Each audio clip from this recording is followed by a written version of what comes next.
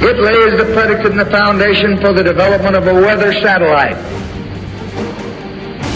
that will permit man to determine the world's cloud layer and ultimately to control the weather, and he who controls the weather will control the world. The longer the controllers are able to delay inevitable collapse, societal and ecological, the more abrupt and horrific that collapse will be. Even if the human race had an endless supply of truly renewable energy, would that actually save us from ourselves? Short answer, no. Only sanity can do that. With all the discussions of skyrocketing temperatures and the consequences of the same, including coral reef bleachings, oceans and forests dying, no major source is willing to admit to, let alone address, Earth's collapsing ozone layer, which in and of itself is an extremely near-term existential threat. Climate engineering, the atmospheric aerosol dispersions it involves, and the connected atmospheric frequency transmissions are the most damaging factors for the ozone layer, at least what remains of it. We're facing a functional collapse of the ozone layer in the next few years, mathematically and statistically, if we remain on the current trajectory. It's not somewhere off in the distant future. The ozone layer is already so badly damaged, it is devastating insects, both terrestrial and aquatic. It's frying foliage and crops, killing plankton and coral reefs alike. The following is the most recent update message from the former NASA contract engineer that works directly with Geoengineeringwatch.org with state-of-the-art UV metering equipment that Geoengineeringwatch.org has supplied him. Here it is. There will be more to follow on a future Geoengineeringwatch.org post. Here's the excerpt. 270 nanometer UVC radiation at Earth's surface damages and kills DNA and RNA. That's all life. A healthy upper ozone layer blocks this harmful radiation, which you no longer have an upper ozone layer that is functional. The letter continues. That's why the ERAST program, and that stands for the Environmental Research Aircraft and Sensor Technology. The scientists find out just how critical a healthy ozone layer is and how badly it has been damaged by everything from nuclear bomb tests, rocket launches, industrial pollution, and the use of carbon fuel. Most importantly, were repercussions from the military on their atmospheric testing to control the weather. The science community has been told that the upper ozone layer had been damaged only by CFCs, chlorofluorocarbons.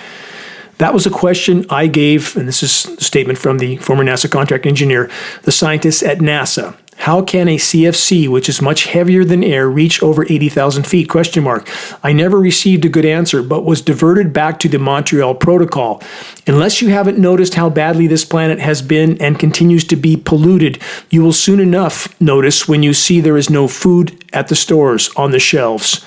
I'm not talking years either. He means much sooner, of course. The UV metering contract engineer continues with this. We are feeling the effects of depletion of the upper ozone layer. My best estimate is there is less than 30% now left, and there are holes all over in the ozone layer. You'll feel one soon, if you haven't already. It gives a stinging sensation on your arms and face. Also greatly heats surfaces, cars, car interiors, is frying foliage, cooking the Cambrian layer on the sun-exposed sides of many tree species. You can see this very easily when you have the core wood exposed from trunk to tip. This is incredibly common now. The trees in Redding, California, where I live, a city that was once known for its trees, look horrific. The upper canopy branches are, in many cases, dead. The trees are gnarled looking, misshapen, and again, burnt trunks, the Cambrian layer on so many species. It's profound how so few notice this, and even the amount of mortalities that are occurring in cars that are locked now that heat incredibly fast because this penetrating radiation. And for those that don't understand the UV scale, we are told that only UVA and B are penetrating to the Earth's surface. 95% UVA and the rest UVB. But that is absolutely not true. We're getting UVC in the surface now as well, and that's the last spectrum of UV radiation before X-ray. We all know how harmful that is. The UV metering system is a complete fallacy. They only meter down to 300 nanometers of UV radiation. That's only half the UVB spectrum, none of the UVC spectrum. How can you possibly give a UV radiation reading when you're not even metering for a significant part of it?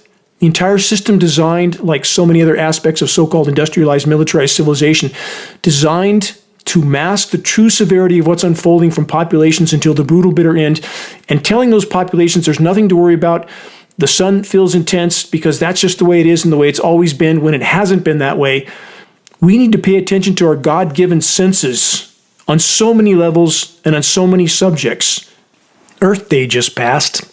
How many self-proclaimed environmental organizations said a single word about Earth's imploding ozone layer or climate engineering operations? If you know of any that did address either subject, please let us know who they are. You can reach us at admin@geoengineeringwatch.org. Next headline, drought, food shortages, and deadly heat. El Nino has ended, but its impacts are still being felt. That's from Euronews.com. It's not just El Nino, obviously.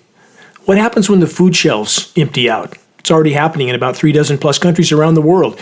Chaos, carnage, and global conflict. War is always the final option for the clinically insane that currently control it all. Here's a profound and timeless quote to consider. It's not a matter of whether the war is not real or if it is. Victory is not possible. The war was not meant to be won. It was meant to be continuous. That's from George Orwell. How prophetic his writings were. I'll get to a long list of bad news breaking headlines in a moment, but first let's ask this question. Who's running it all, ultimately? What is the definition of those who pull the levers of power? From clathamhouse.org, definition of a kleptocracy. Here it is. Most explanations of kleptocracy derived from the Greek word for thief and rule stress the aspect of, quote, grand corruption, whereby high-level political power is abused to enable a network of ruling elites to steal public funds for their own private gain using public institutions. They continue, kleptocracy is therefore a system based on virtually unlimited grand corruption coupled with near total impunity for those authorized to loot by the thief-in-chief, namely the head of state. The most successful kleptocracies are those which, rather than strip the house bare, occupy it and allow other members of the household to generate their own income while paying, quote, rent to the landlord, the godfather-like head of state. Criminal cartels run the empire and other nations around the world. And when there's not enough to go around, those cartels begin to infight. And we are entering that phase of this planetary omnicide equation. Let's do some Dubai follow-up. The weather experiment that really flooded Dubai. That headline is new from theconversation.com. They then state this: a reckless experiment in Earth's atmosphere caused a desert metropolis to flood. That was the story last week, they say, when more than a year's worth of rain fell in a day on the Arabian Peninsula, one of the world's driest regions. The Conversation.com report then goes on to push the conclusion that there was no intentional weather experiment whatsoever. It was all just climate change. But the authors of this report then go about peddling climate engineering as a good thing. They state, quote, alarmed by how fast we are making climate unlivable, some scientists have called for emergency measures. What might those measures be? Here it is. Why dimming the sun would be an effective tool, they say, in the fight against climate change, which is a reference to climate engineering and solar radiation management operations. The Conversation.com report then says this: trying to mimic the cooling effect of a volcanic eruption, but on a permanent basis. Really permanent. We're going to permanently put planes in the atmosphere spewing their toxic nanoparticle filth, destroying the ozone layer, disrupting the hydrological cycle, and contaminating everything forever. And that's a solution? They then say concerns about attempting to manage solar radiation this way, including the question of who has the right to regulate global thermostat. Yeah, that's a question, isn't it? And it's not being used as a weapon of war. Then how come agricultural regions are being systematically targeted with flash flood, flash freeze, flash drought, flash everything? But yes, that is a question, isn't it? Who gets to decide who lives and who doesn't? And are the manipulators of the matrix just trying to keep the planet cool for our comfort and convenience, or is it something else altogether?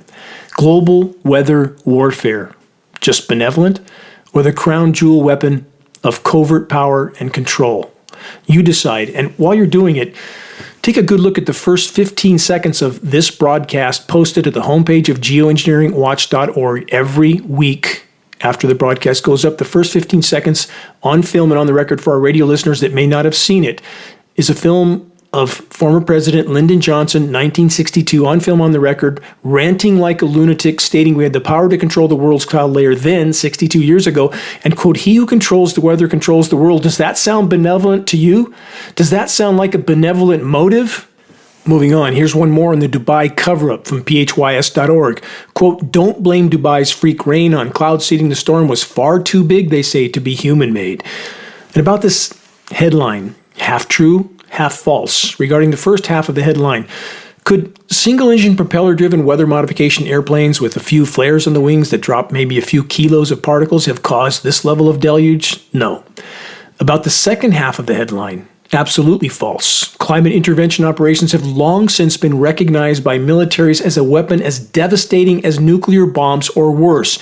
Consider this 2001 UK Guardian report headline. RAF, that's the Royal Air Force, rainmakers caused 1952 flood. The Guardian report continues. Unearthed documents suggest experiment-triggered torrent that killed 35 in Devon deluge disaster.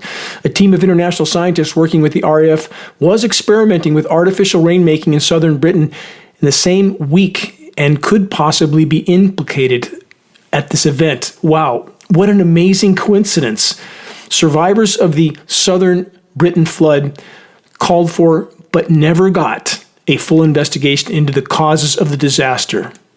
Over and over and over again. Let's not forget Project Popeye in Vietnam. Historical record, U.S. swamping Vietnam for 5 years with programs that were so effective that by the mid-70s, there were international treaties to forbid weather manipulation because of those floods. And we have this so-called science source putting out an article saying the storm was far too big to be human-made? Total delusion. Just too big for a single-engine, propeller-driven airplane with some flares on the wings to make, but not KC-135s, KC-10, C-17 Globemasters that can carry upwards of 100 tons of material in a single payload. And then let's add the radio frequency transmissions with them, which you can see. We captured that at geoengineeringwatch.org on a post on our homepage that showed in the Persian Gulf inarguable frequency transmission signatures the day before and the day of this event. This is not nature. Now let's add this puzzle piece from the UK Telegraph. The British scientists plotting to control the world's weather. Pioneering research in the damp English countryside aims to transform some of the world's driest regions. In the summer of 2017, the report says, a delegation of visitors from the United Arab Emirates, what a coincidence, think Dubai, flew into the Berkshire town of Reading. They had not come for a sightseeing tour, but to discover how scientists at the university were progressing with small matters of controlling the weather. That's not a small matter, is it? Earlier that year, the University of Reading had been awarded $1.5 million of a $5 million fund allocated by the UAE research program for rain enhancement. Then they say, if it sounds like fiction, earlier iterations have in fact been around since the 1940s, with the UAE employing cloud seeding extensively since the early 2000s. But nothing to see here. Climate engineering operations aren't real, they tell us. It's all just a big conspiracy theory. From DWTV Germany, global military spending soars to new record highs. What a surprise, or not. The insanity of those that are still controlling the collective fate of the human race, indeed all life on Earth. What a great idea. As the planet's remaining life support systems are circling the drain, let's use all the remaining resources to build even bigger military juggernauts of total destruction, even more and bigger nuclear bombs. What could go wrong? The completely out of control military-industrial complex is making us all safer, right? Here's another new headline example from the UK Guardian. U.S. Congress passes foreign military aid package with $5 billion boost for AUKUS agreement with Australia. That's Australia, UK, US. That's what AUKUS stands for. Another axis of military insanity. Other governments are doing much the same, but which military is in everyone else's backyard or on their border with 800 bases of empire all over the world? Yes, the USA. Procuring resources from everyone else's country to keep the loot, plunder, pillage, and pollute party going until the moment of impact, pacifying populations and promoting their personal pursuits of pleasure to distract them from the oncoming train. And for the record, far too many are still far too willing to remain distracted until that last moment. The Guardian report then states the U.S. President, Joe Biden, has earmarked a further $17.5 billion in funding for U.S. submarine industrial base over 5 years. Congressional funding ensures that the U.S. can produce Virginia-class nuclear-powered submarines for Australia as well. Great. Just what we need on a rapidly dying planet with oceans that are dying by the day, more nuclear nightmare submarine weapons of mass destruction with sonar that's killing any and every whale that might still be alive. Perfect. Welcome to the planetary asylum. Final statement from the Guardian report. Virginia-class submarines to guard against any capability gap until the new AUKUS submarines are available in the 2030s. No need to be concerned about the 2030s date. We won't make it that far. You can quote me on that. And speaking of quotes, consider the following from former U.S. Marine Major General Smedley Butler. War is a racket. I spent 33 years and 4 months in active military service, and during that period, Butler states, I spent most of my time as a high-class muscle man for big business, for Wall Street and the bankers. In short, I was a racketeer, a gangster for capitalism. I helped make Mexico, and especially Tampico, safe for American oil interests in 1914. I helped make Haiti and Cuba a decent place for the National City Bank boys to collect revenues in. I helped in the raping of half a dozen Central American republics for the benefit of Wall Street. I helped purify Nicaragua. We know what purify means, don't we? For the international banking house of Brown Brothers in 1902 through 1912. I brought light to the Dominican Republic for the American sugar interests in 1916. I helped make Honduras right for the American fruit companies in 1903. In China, in 1927, I helped see to it that Standard Oil went on its way unmolested. Looking back on it, Butler states, I might have given Al Capone a few hints. The best he could do was operate his racket in 3 districts. I operated on 3 continents. End quote. Again, from former U.S. Marine Major Smedley Butler. Nothing has changed. It's only on a far larger and exponentially more destructive scale. To those that are still trying to convince themselves that the hundreds of U.S. military so-called interventions all over the world since the 1800s were and are about so-called freedom and democracy, please wake up and do some objective research soon, as we are all rapidly running out of time, and the global military-industrial complex is completely out of control. The atmospheric aerosol spraying operations occurring in our skies is a stunning example. And this caveat is necessary to those that assume that my factually just criticism of the U.S. military misadventures around the world is somehow an endorsement of other countries and governments. No. Any such assumption is patently wrong. They're all bad, all criminal. Again, it's only a matter of scale. Whether manipulation, modification, engineering, enhancement, etc., no matter what label is attached to it, interfering with the hydrological cycle, aka the planet's life support systems, is destructive. Period. When you influence rain to fall in one location, it didn't get where it would have otherwise gone. When you prevent rain from falling in one location, it comes down elsewhere in a deluge. Climate and weather interference in any form and on any and every scale, and especially with tens of millions of tons of toxic materials annually, in the case of geoengineering operations, is a recipe for planetary omnicide. And omnicide will be our collective fate if this most destructive human activity and many other human activities are not halted. We can't live in the way we have lived and expect to live long.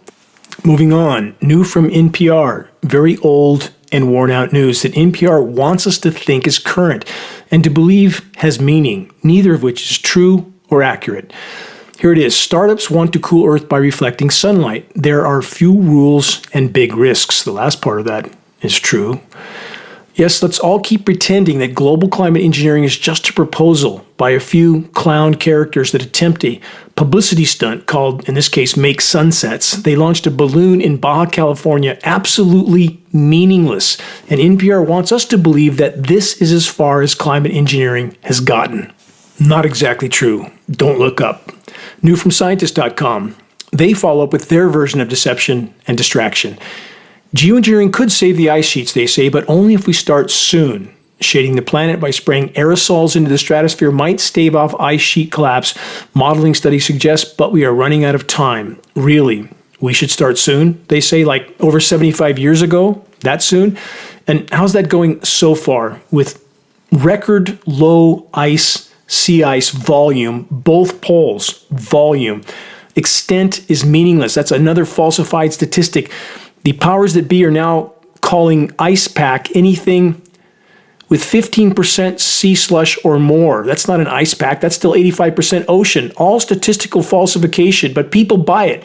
They see a headline from some pundit that's represented by the carbon fuel industry, and they buy it because it feels good to think you're going to be driving that Suburban for the next 100 years. It's not going to happen. This is a multi-layered problem. Yes, climate engineering, single most destructive human activity, but by no means the only problem. You can't incinerate 100 million barrels of carbon fuel a day, 260,000 tons of coal a day, cut down the forest, pave the planet, poison the oceans without having a big problem. Let's start with climate engineering. Let's stop that. Let's allow the planet to respond to the damage done, and then we will assess where we're at. But we have a great many problems, and we need to face them now, or we will all be out of time. So again, about the total deception from newscientist.com, far too many are far too willing to go along with it. Again, we'll very soon see where that path leads. And now this, from sierraclub.org. Solar geoengineering could wreak havoc on the planet. That's the headline. The report says dimming the sun to slow down global warming might buy us some time, but would also come with significant risks. Yes, the so-called Sierra Club of deception and total hypocrisy, part of the Pretender Club that, quote, solar geoengineering could might wreak havoc on the planet someday. Oops, too late. Over 75 years too late. And then there's the countless other forms of human activity that is also laying waste to our formerly thriving planet. Our species has sown to the wind, and yes, as the proverb goes, we will soon reap the whirlwind. It's already unfolding. This is Dane Wigington. You're listening to the weekly installment of the commercial-free, non-political Global Alert News Report, the End of the World as We Know It broadcast, brought to you by Geoengineeringwatch.org, the largest and most visited website in the world on the subject of global climate intervention operations, aka weather warfare. Reaching a critical mass of awareness is the only way forward in this fight. We must reach a critical mass, and starting a conversation on climate engineering that leads people to a credible source of data is a great start. Geoengineering Watch will continue all of our efforts to be the go-to source on covert climate engineering operations. And to start a conversation on climate engineering, Geoengineering Watch awareness-raising materials are excellent tools. Shirts, cards, booklets, printed materials that we pass on for less than our cost of producing or shipping. Our only goal, to put them into circulation while it can still do some good. If we can fully expose weather warfare, so many other truths will be forced to the full light of day with it. Moving on, current and coming scheduled weather in the U.S. The West Coast is scheduled to be kept cool, with unorganized and heavily seeded moisture being allowed to flow into the west from the Pacific. This is moisture which the climate engineers could, and so often in years past have, blocked with an ionosphere heater-induced high-pressure heat dome. Search the engineering drought section on geoengineeringwatch.org to learn more about that, engineering droughts. But for the last 2 years, they have intermittently altered their script. This West Coast moisture is scattered over the widest possible region. Frequency transmissions and heavy atmospheric aerosol spraying are both factors in this equation. The frequency transmissions have a repelling effect for air masses that are moisture-laden and saturated with electrically conductive climate engineering elements. The results often featureless aerosol-laden cloud canopies.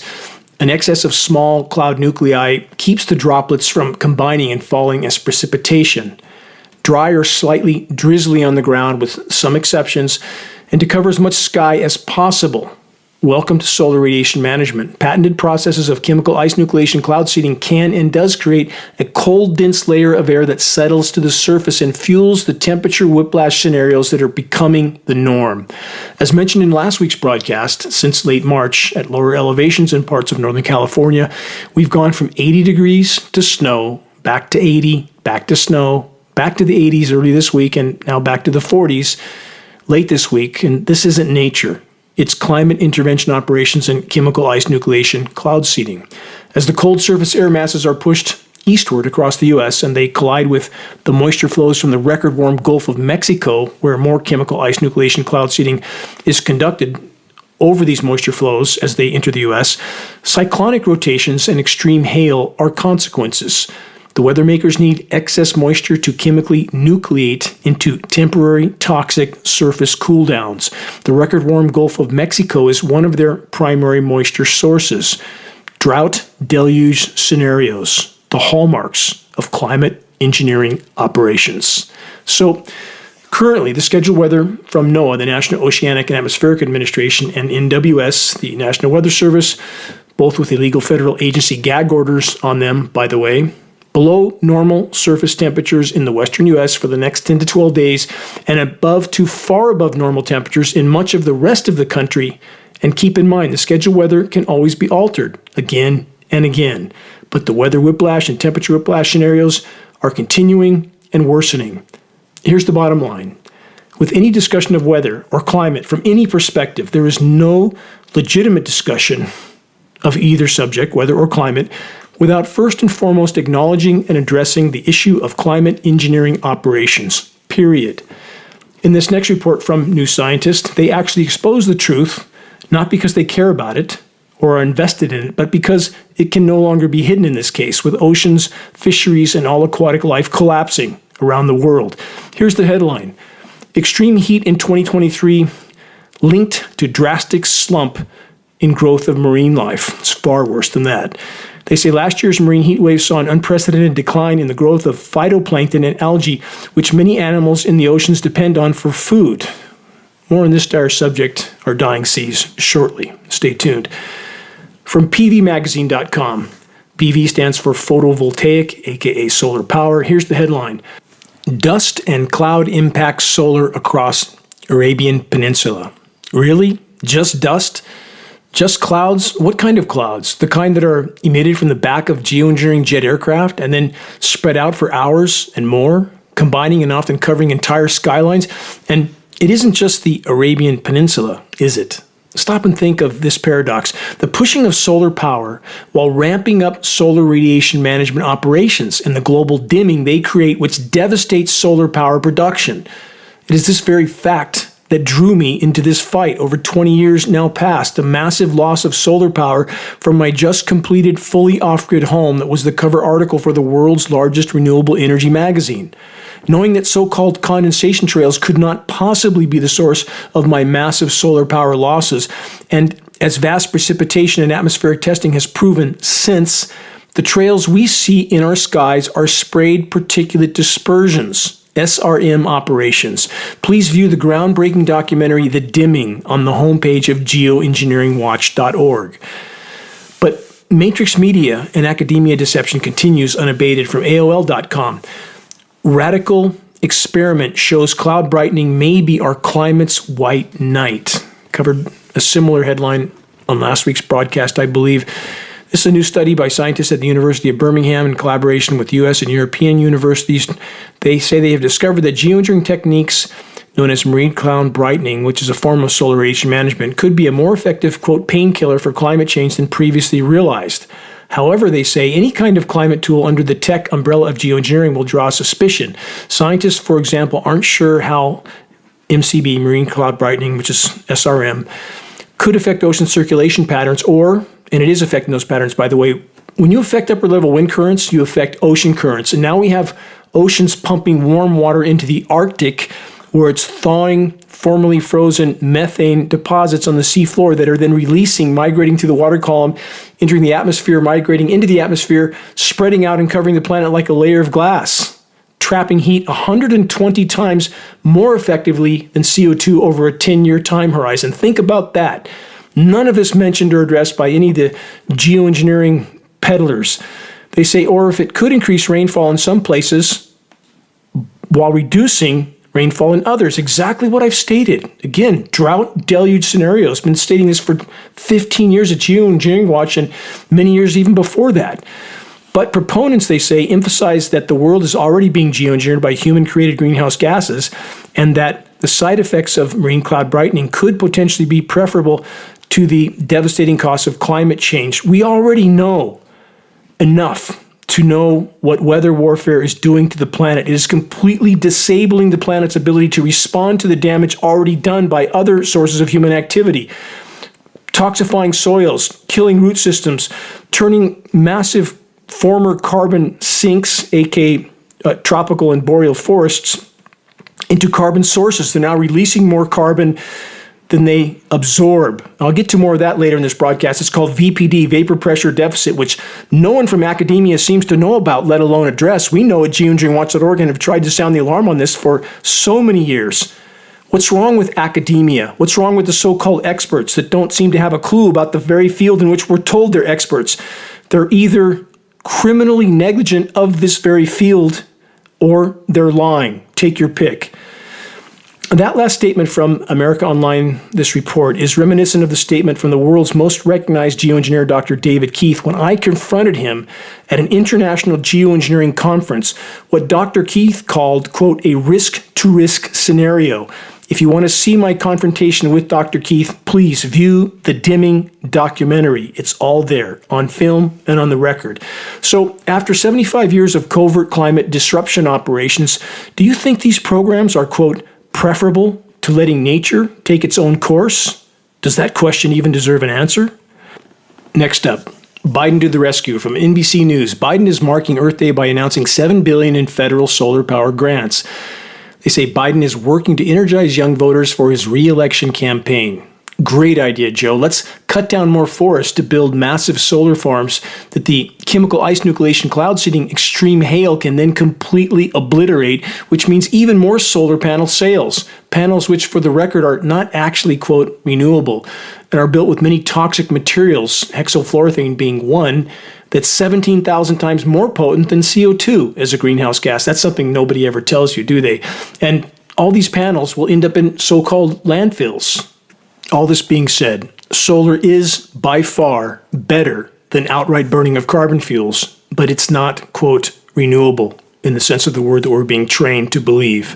So about that solar farm and crop-destroying hail, which chemical ice nucleation cloud seeding is so effective at causing. From Scientific American, this headline, is climate change causing more record-breaking hail? Question mark. No question about that. It is. From Weather Underground, record hailstorms and hailstones in the U.S. From theatlantic.com, hail, it's America's most underrated climate risk. And not just America, it's happening all over the world. And this week, more headlines. First, huge hailstorm causes extensive damage and could challenge records in the Carolinas. That's from Yahoo News. From Fox News, tornadoes, large hail, damaging winds, all possible as multi-day severe weather threat begins in central U.S. From dailymotion.com, storms leave hailstorms in several regions of China. From nature.com, baseball-size hail in Spain began with a heat wave at sea. From BBC, the rise of giant hailstones. Just nature on a warming planet? Really? Does that make any sense at all? And from renewableenergyworld.com, Texas hailstorm damages thousands of solar panels at 350 megawatt farm. Just the beginning. And so many other homes, roofs, cars. Hail is pummeling. It's now the norm. Baseball-size hail every other storm. That's not nature. It's chemical ice nucleation for weather modification. Please search and view the engineering winter section on the homepage of geoengineeringwatch.org to learn about these patented processes. And now the payoff. New from heatmapnews.com. Biden's climate cash is finally pouring in to the tune of $37 billion in the past month alone. Break those panels up, just buy more, build more. Fueling the economy, a snake eating its own tail. And what about the air we're breathing? From the UK Guardian, more than 1/3 of people in the U.S. exposed to harmful air pollution, new report states. American Lung Association State of the Air report states nearly 131 million people exposed to ozone and particle pollution, PM2.5, they say, according to the American Lung Association's annual State of the Air report. Exposure to these pollutants can raise the risk of lung and heart disease, asthma attacks, as well as reproductive ailments. But what about the submicron atmospheric particulates, the most harmful of all, the kind that climate engineering utilizes, something in the range of 40 to 60 million tons of these nanoparticles dispersed in our skies annually. And remember, you can fit 100,000 nanoparticles across the width of a single human hair. They're bioavailable and bioaccumulative. They are absorbed in everything. And oh yeah, those nanoparticles don't even get tested for, let alone reported. Just an oversight, I'm sure. There's more. Also from the UK Guardian, ocean spray emits more PFAS forever chemicals than industrial polluters. The report then states, research into release of forever chemicals raises concerns about contamination and human exposure along world's coastlines. They say the study measured levels of PFAS released from bubbles that burst when waves crash, spraying aerosols into the air. It found sea spray levels were hundreds of thousands of times higher than levels in the water. Really? Does that sound rational or logical to anybody? That sea spray bubbles are this massive source of PFAS forever chemicals, and that we should pay no attention to those jet aircraft leaving horizon to horizon expanding trails or X patterns, ovals, and often with their tracking transponders turned off? Nothing to see here. The Guardian report then states the contaminated spray likely affects groundwater, surface water, vegetation, and agricultural products near coastlines that are far from industrial sources of PFAS forever chemicals. PFAS are a class of 15,000 chemicals used across dozens of industry. The Guardian report then says PFAS forever chemicals are linked to cancer, kidney disease, birth defects, decreased immunity, liver problems, and a range of other serious diseases. They are dubbed, quote, forever chemicals because they don't naturally break down and are highly mobile once in the environment, so they continuously move through the groundwater and air. PFAS have been detected in all corners of the globe, from penguin eggs in Antarctica to polar bears in the Arctic. The researchers found that PFAS forever chemicals from ocean waves crashing are released into air around shorelines and then can travel thousands of kilometers through the atmosphere before the chemicals return to land. They then say the test results showed that the PFAS chemicals are powerful surfactants that concentrate on the surface of water, which helps to explain why they move from oceans to air and then into the atmosphere. Question: are we expected to believe that our now completely toxic world has absolutely nothing to do with the shockingly visible atmospheric aerosol dispersions that also involve surfactants? And we know this from our testing, but that we are told isn't actually occurring because elected officials, CNN, and the Sierra Club says so? More footnotes from the planetary asylum. You're listening to the weekly installment of Global Alert News, the Bad News Broadcast, installment number 455, April 27th. 2024. This is Dane Wigington, your host. Global Alert News is brought to you by Geoengineeringwatch.org, the largest and most visited website in the world on the subject of covert climate intervention operations known as geoengineering. Recordings of the commercial-free, non-political Global Alert News Hour can be found on the homepage of Geoengineeringwatch.org under the recent column and on the Dane Wigington YouTube channel.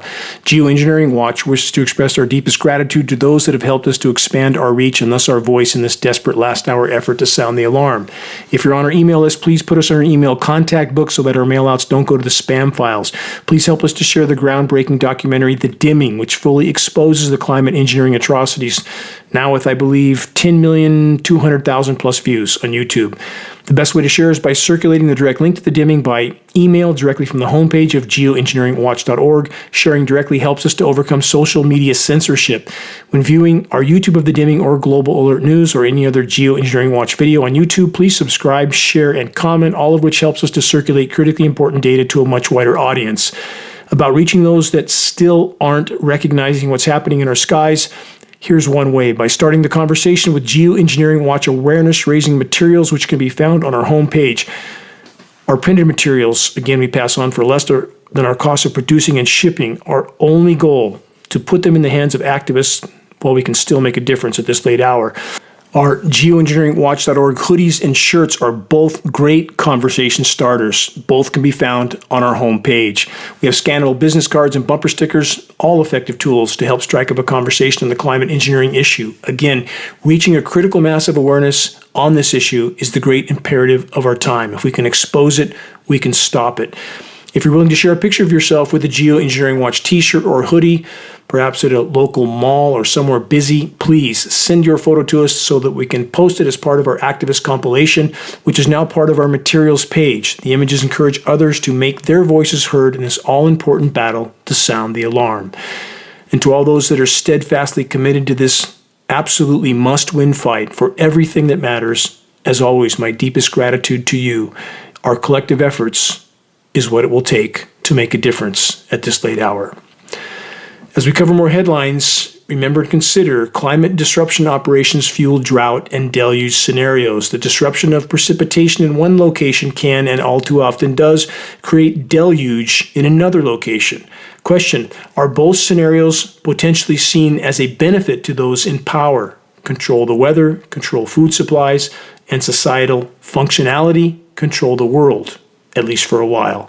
From UK Guardian, millions at risk of floods in China's Guangdong province after heavy rain. Officials urge municipalities to begin emergency planning after major rivers and reservoirs threaten to overflow. Major rivers, waterways, and reservoirs in China's Guangdong province are threatening to unleash dangerous floods, forcing the government to enact emergency response plans to protect more than 127 million people. Think about that. More flooding issues. This one from the Barents Observer. Nuclear expert fears flooded radioactive dump sites in Siberia can threaten Arctic Ocean. There's only one ocean. Let's keep that in mind. You pollute one part of the ocean, you pollute the whole ocean. Same goes with Fukushima. This report continues. The record floods are among the worst ever in that region, Siberia. Floodwaters in the Tomsk region threatens to submerge the riverbanks in the Seversk region, where highly radioactive liquid waste from the Soviet Union nuclear weapons program for decades was injected into two unprotected underground reservoirs. Most challenging are the liquid radioactive waste, both on the surface and pumped down into deep well injections. The nuclear dump is likely Russia's largest by IAEA estimations to be 70 million cubic meters of nuclear waste. Now let's add Fukushima. In Putin's Russia, critical voices are gone. Environmental groups like Greenpeace, Worldwide Fund for Nature, and Bellona are listed as undesirable by law. Oh, and our speech is so free here in the USSR, isn't it? And about the environmental organizations mentioned, bastions of hypocrisy, all flat out denying the spraying of our skies to protect their nonprofit status.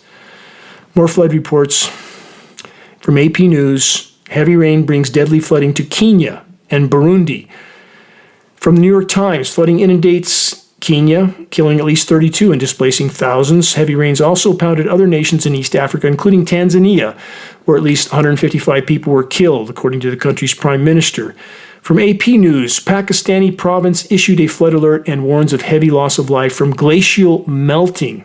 Now let's swing the pendulum the other direction, the devastating drought part of the drought deluge scenario, again, hallmark of climate engineering operations. In historically wet British Columbia, new from CBC Canada, taps will be turned off if water rules are defied. That's pretty serious. Use too much water, you lose all of it. In another CBC article, BC's, British Columbia's spring snowpack is the lowest on record. How many in the U.S. even know about this? Further south, where it should be warmer, and in fact it was for most of the winter, that wasn't.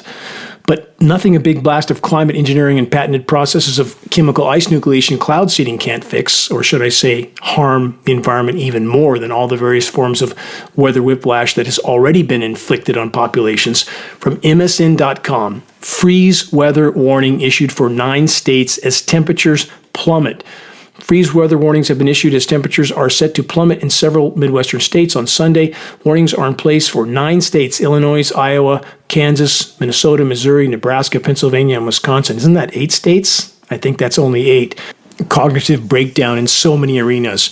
Next, from the watchers.news.org, severe cold snap hits Europe after unseasonable warmth, high risk for catastrophic morning frost. Listen to this one, more crop crushing. Central Europe is facing a high risk of catastrophic morning frost over the next few days as cold air threatens extensive damage to agriculture across the region.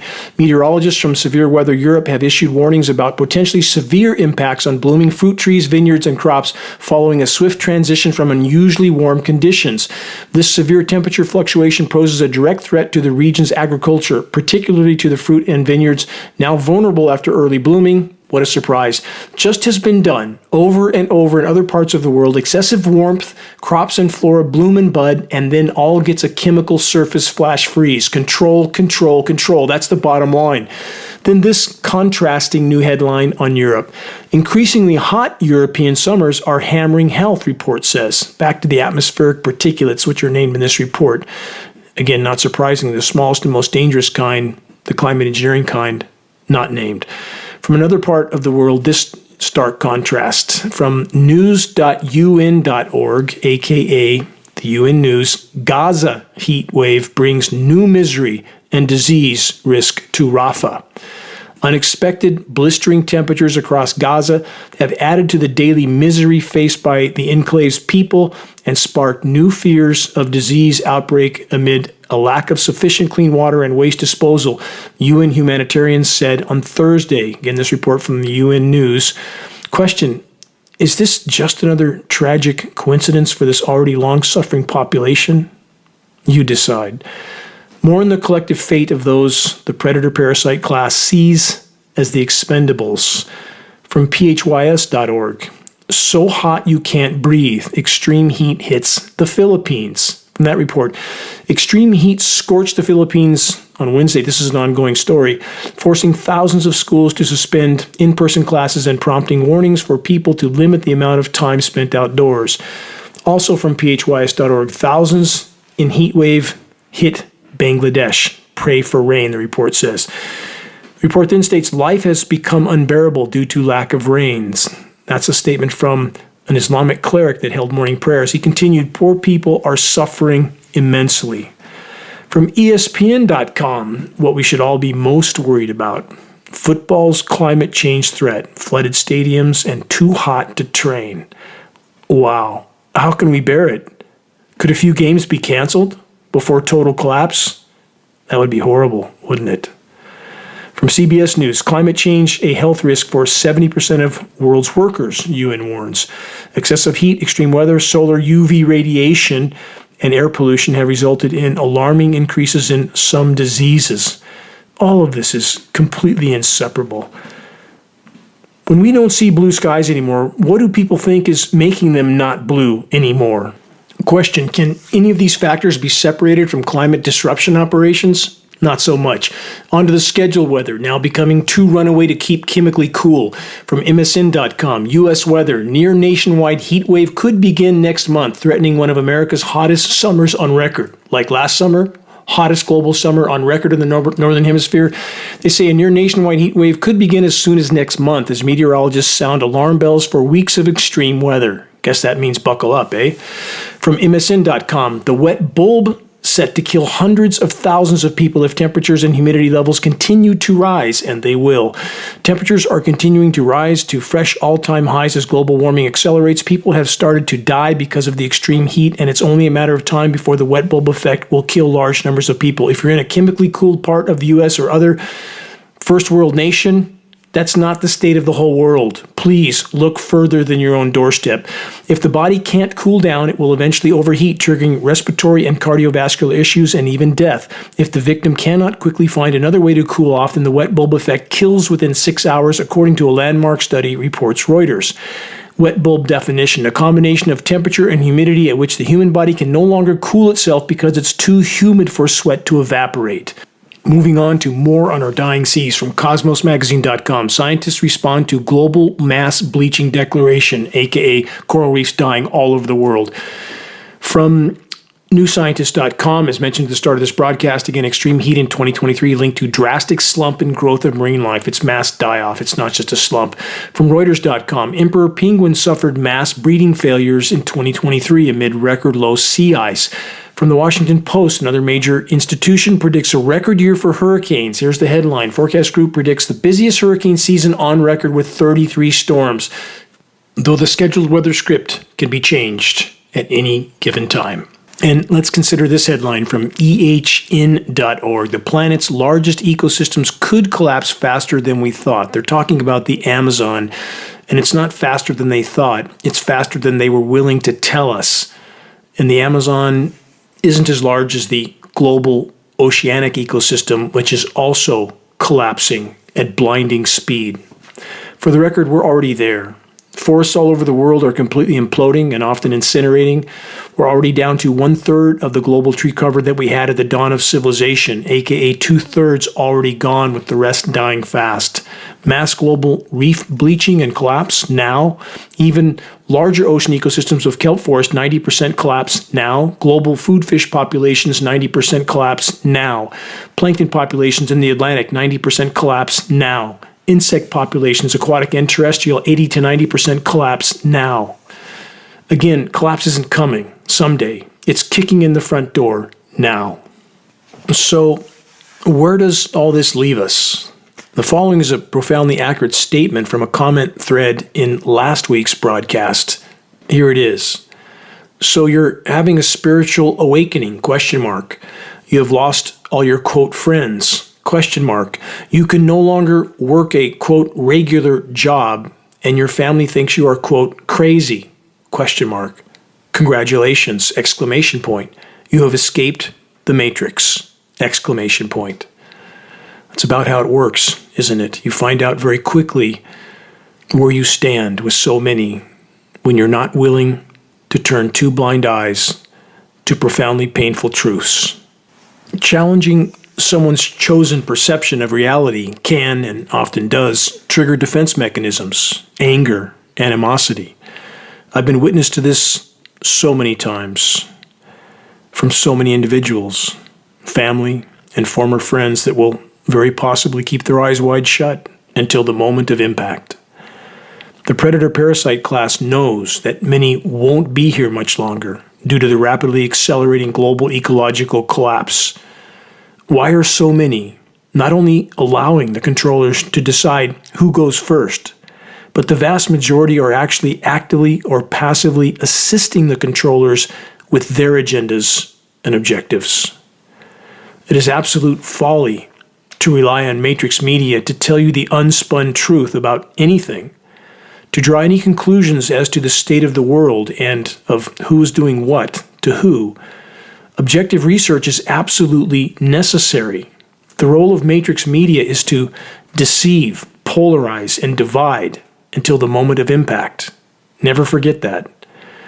If any change of course can yet be achieved, it's up to us to achieve it. The sand in the hourglass is running down very quickly. Decide what matters and what doesn't.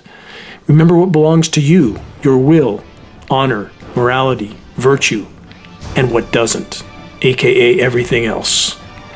Exposing and halting what is taking place in our skies is the single greatest leap we can collectively make in the right direction at this late hour. Please check the activist suggestions link on the homepage of geoengineeringwatch.org for specific instructions on how you can help to move this fight forward. Please make your voice heard while it can still make a difference. We must make every day count. Until next week, this is Dane Wigington from geoengineeringwatch.org.